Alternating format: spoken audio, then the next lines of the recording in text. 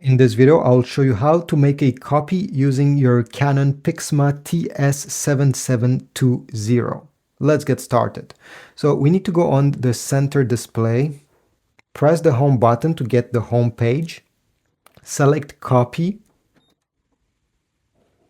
At this point, let's put a paper on the copy machine on the scan. Take your document, place it facing down with the top part towards the left side. And then make sure that, you see there's an arrow over here, make sure that the corner of the document touches this corner in particular with the arrow. So make sure both are okay, both are touching. Close the lid. Let's go back to the display.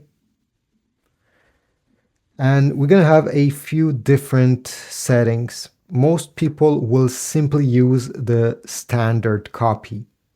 But you have, as I said, more choices over here, including ID card copy. This could be useful for some business. But in my case, I'll simply select standard copy.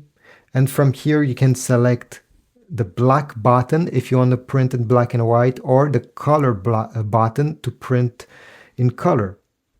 You have more settings options if you press this button, but I won't go through them. Again, most people will not need to go and change something here. So I'll press the black and white button once, press OK if you get this message, and the copy will come out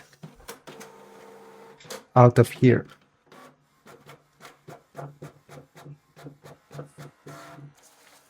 Here we go. So it was very quick. And this is simply a black and white copy of the original document.